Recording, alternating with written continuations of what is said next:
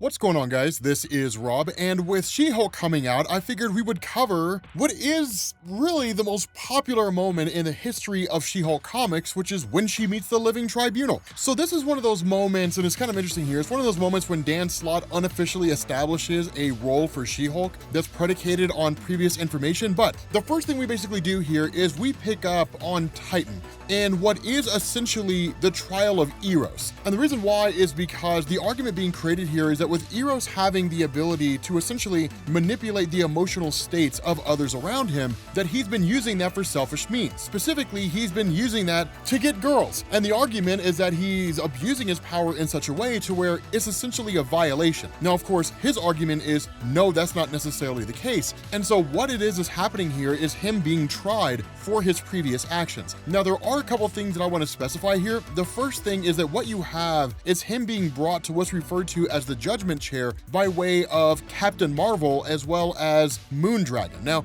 this is not the Captain Marvel that you know. This is before Kelly Sue DeConnick's run, which basically means this is Phi Lavelle. Those of you guys who don't know who Phi Lavelle is, she's amazing. She's probably the best character that the Marvel Cinematic Universe has not brought in yet. She's an absolute badass. This story doesn't do her justice. If you want to see Phi Lavelle at her absolute best, Annihilation Conquest is the story that you want. That story is amazing. But Eros himself, unlike in the MCU, for those of you guys who are unfamiliar with the comics who don't know about that, unlike the MCU, he's not a robot in the comics. Instead, he's an actual biological being with the power to manipulate the emotions of others. For Moondragon, that's Heather Douglas. She is the daughter of Drax the Destroyer, who was basically taken to Titan and raised there following her perceived death. And she's actually a ridiculously powerful telepath. She also turns into a literal dragon at one point in time. Actually, during Annihilation Conquest is when that happens. But it is one of those wild things. The thing here, though, is that while we are covering issue number 12, this technically starts in issue number 7.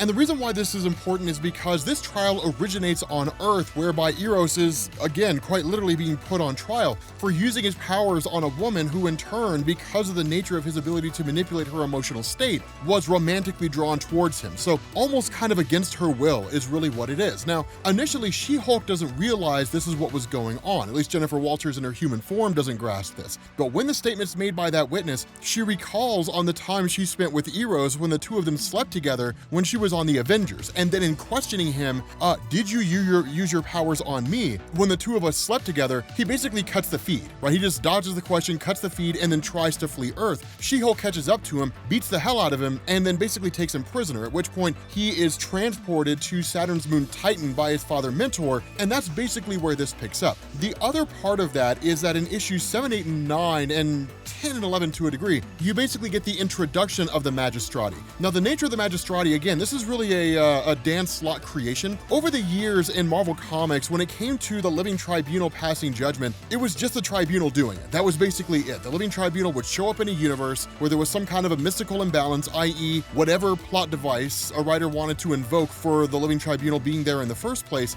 and then the Tribunal would pass its judgment, and that would be the end of that. Over the years, or at least originally, the Tribunal would only show up when it came to like cosmic level threats. So things like the Infinity Gauntlet storyline, Doctor Strange releasing Zom, and the initial appearance of the Living Tribunal in Marvel Comics, different things along those lines. One of the things you'll hear a lot from comic book fans, and it's a justifiable gripe, is that the Living Tribunal has kind of become a bit of a punching bag as time has gone on. He's become far less serious and significant than the Living Tribunal used to be. But at this point in time, it was kind of the middle ground. And this is one of those stories that starts moving things in that direction. And so when this trial initially commences, the Magistrati show up, and then they basically tell Mentor, this whole trial is a farce. And it is, right? The trial that's being put on by Mentor here is less about holding Star Fox accountable for the things that he'd done, and more about just clearing his name. That's basically it, just literally trying to save his son. Very human in that way. But because the whole thing is a farce, and because it's all a big sham, the Magistrati demand that at least somebody on Earth be available to essentially witness this trial,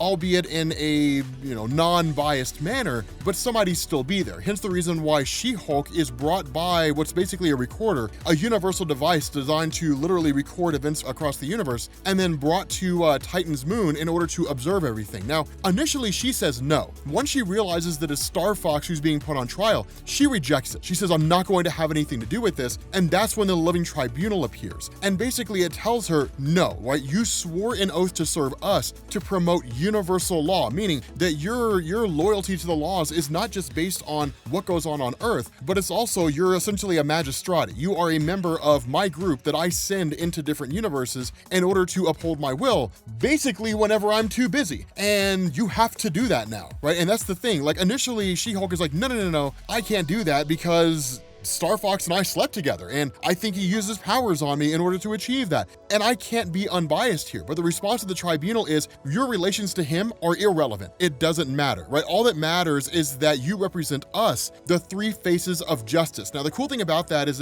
it's a little bit of a reminder of the role the tribunal plays. Although by this point in time, if you're reading Marvel Comics, you know exactly what the tribunal is about. Hence the benefit of this for people who don't read comics, that the half-shrouded face represents vengeance, the unmasked face represents equity, and then there is the hidden face, which the Living Tribunal has. And the hidden face basically is revealed to She-Hulk when it says, here, my magistrati, look upon my last face. And She-Hulk sees herself. And the response of the tribunal is, it is the face of necessity, the cosmic mirror which reminds us to always judge others as we would have ourselves judged, no matter what the cost, to do what is required of us, to do what must be done. Now, here's the thing about the Living Tribunal. Whenever people reference this particular comic, they oftentimes get it confused with Silver Surfer Volume 3, issue number 31, which basically expanded on the nature of the Living Tribunal's faces, in the sense that it does have three, right? Equity, vengeance, necessity, but could potentially have a fourth face, which would have been the face of the Stranger. Now, the significance of that has never really been explored by Marvel Comics. It was just a possibility that could have been there, and that was basically it. Beyond that, this is just one of those things where very rarely do we ever see the tribunal, one, address a mortal directly, and two, reveal what its hidden face actually looks like. But the significance of this is that with this addressing having come to She-Hulk by the Living Tribunal, she in turn responds to the trial, right? She says, okay, fine, I've been directly told to travel to this place. Now, one of the things to know is, and really one of the questions to ask is, what if she has still said no? The tribunal likely would have forced her to go anyway, since that was her role as part of the magistrati, or he would have stripped her of her title, and that would have basically been it. Such as it is, the story just progresses in a way without us really getting that answer. Honestly, we can offer our own interpretation there. But the fact remains that with this whole situation unfolding the way that it is, you have all these different people who basically appear here to offer their own explanations to Star Fox, really as just observers or as people who are character witnesses. One of the first of them is Pip the Troll. Now, the reason for this is Pip the Troll, unlike what you saw in the MCU where Pip introduced Eros to the Eternals, the reality is that Pip the Troll's relationship is more closer in line with Adam Warlock and Gamora than anybody else. But there was a point in Marvel, really back during like the late 80s and early 90s, kind of the golden age of Marvel Cosmic, if you want to call it that, Pip the Troll was very closely intertwined with Eros himself. And in fact, that's kind of the nature of Pip. He sort of bounces around. That's one of the reasons why a lot of fans have a very fond place in their hearts for Jim Starlin's run, because it was like Cosmic Marvel before we really got Cosmic Marvel. And in all honesty, we might go back and cover that era of comics. It's a really, really cool point in time. But Pip the Troll actually makes this passing remark to She-Hulk as he walks by. He realizes she's not wearing any underwear. He's like, going commando, huh? Brave choice. And then she freaks out and tries to attack him. But Pip the Troll inadvertently actually offers testimony that actually condemns Eros to a degree, right? When he's just like, man, let me tell you about Eros, right? He's the greatest guy. Never had a better time than I did when I was hanging out with Eros, man. The women. You'd be amazed what kind of women you can find yourself surrounded by with Eros. Like, I don't know what it is, man, but for whatever reason, this guy just has the ladies just come to him. And inadvertently, he actually reveals that Eros manipulates the emotional states of the women around him in order to get those women to become sexually interested in him. And so basically divulging that, he's like, oh, wait a minute, this whole trial is because he's using his powers to get chicks to like bang him, right? And people are like, I mean, yeah. And he's like, okay, so I'm out. I'll see you guys later.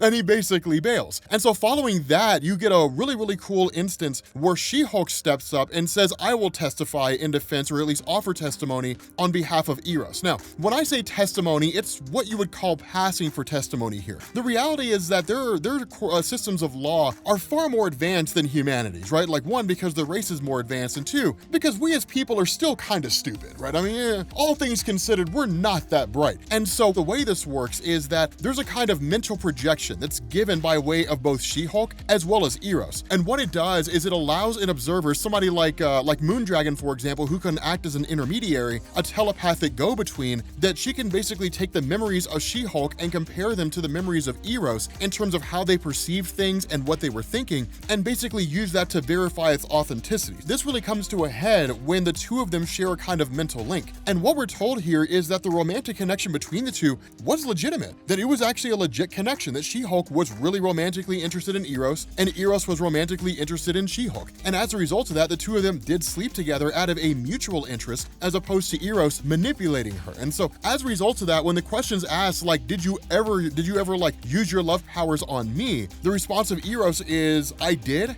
when you were dating John Jameson, the son of J. Jonah Jameson. Now, that was one of the I guess, bigger romantic exploits of She-Hulk. The way the story was initially told, She-Hulk just sort of fell out of love with John Jameson. This was Dan Slott coming back and explaining the reason why that happened is because Star Fox had manipulated She-Hulk in order to ensure that happened, because from Star Fox's perspective, She-Hulk was just unhappy, but she just didn't have the gumption to pull the trigger. She didn't have the gumption to just break up with him and walk away. So Star Fox effectively did it for her. Now, the funny thing about this is that She-Hulk was very much interested in John Jameson. It was just, one, their lives were starkly different. Two, it would have been difficult to make that relationship work. And three, she was still struggling with the idea of dealing with her own issues in terms of like the She-Hulk, Jennifer Walters dichotomy and all that kind of stuff. So the reality here is her struggles when it came to John Jameson had less to do with John and more to do with herself. It was just one of these elements where she basically finds out that her withdrawing from John was due to a manipulation by Star Fox, which of course she lashes out and starts attacking him. Now, of course, Phyla-Vell and Moondragon step in, and this leads to her attacking both of them. And then it's just like a three-way fight. Now, the cool thing about this is one of the things that I love so much, these chicks are OP. Let me tell you something, man. Like, between She-Hulk and Moondragon and Phyla-Vell, they could take all comers, right? There's almost no one that would be able to stand against them, minus like super high-level beings, right? You know, Franklin Richards gets pissed off and decides to attack them. Yeah, they're gonna die. But between these three right here, I would say they would be able to take on most anybody who's out there. So the three of them fighting like that is no small thing, and that's why everybody tries to stop them and calm them down. But then suddenly Isaac, the sentient computer that's kind of the arbiter of this entire trial, brings everything to a halt by saying that there's effectively a portal that's opening up here, and this portal is leading to the arrival of Thanos. And so as soon as he arrives, everybody stops, right? Like literally She-Hulk, Moondragon, and Phyla-Vell are like, oh, we